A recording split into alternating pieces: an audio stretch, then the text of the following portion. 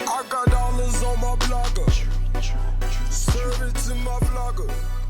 Yeah, that's my vlogger. Is there any music that's out right now that you find interesting or compelling? Oh man, interesting right now to me is that whole Chicago wave. Like, it's funny, man, because I find that to be probably the most authentic shit in music right now. It's great music, but it's sad. I think it's the last region of music and the last style of music that sort of like made me feel something in my conscience about it. Like, Okay. really. You're a very lyrical rapper, though. Are you excusing the fact that the rhymes are kind of forgettable on those records? Yeah, because, see, I was saying earlier that people don't know what I like. People don't know what I like. The clips have always been put on this lyricism pedestal. Everybody needs to know that Malice knows 3 6 Mafia records in his car from front to back. Everybody needs to know that when it comes to this new wave of Chicago shit, when it comes to the futures of the world who, people discredit their lyricism and things like that, emotion accounts for a lot of that too. Like, what you lack in lyricism, if you can get that across in emotion, you win.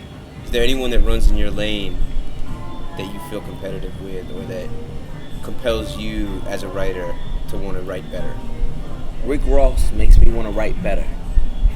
I believe Ross is one of the better writers of today. Ross paints that picture that, like, it's a picture of Lux.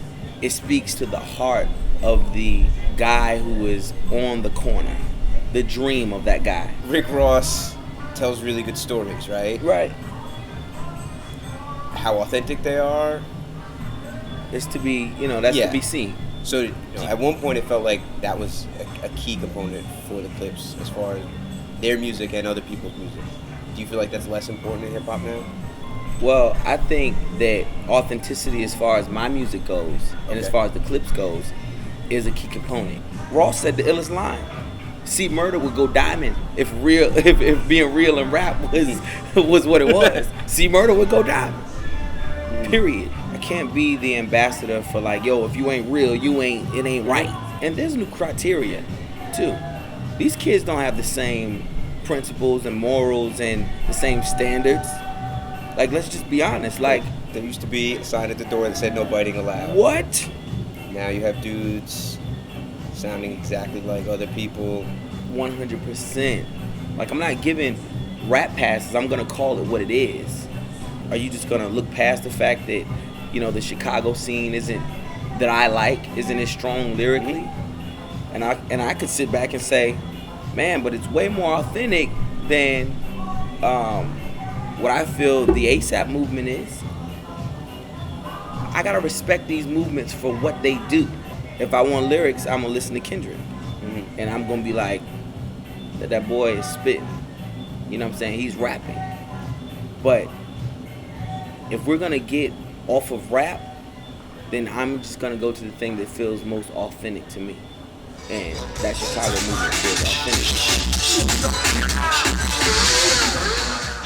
Nah, kana pitagil na bad man. Yeah.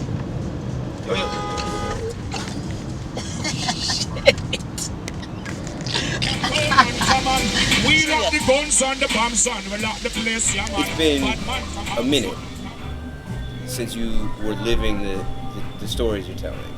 In 2009, I was named as a co-conspirator in an indictment.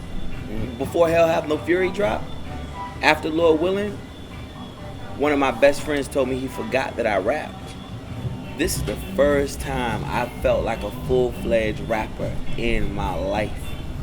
This right here, This working on the solo album. This solo album, this Kanye run, this other than Lord Willing.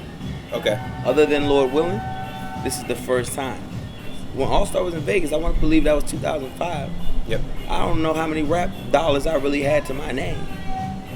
and we partied all weekend. You know, like it was good. Right now, we're there new Buckler Kingston. Big up Pusha T, you see me? Treat, one flow the badness. Treat. I don't know the thing.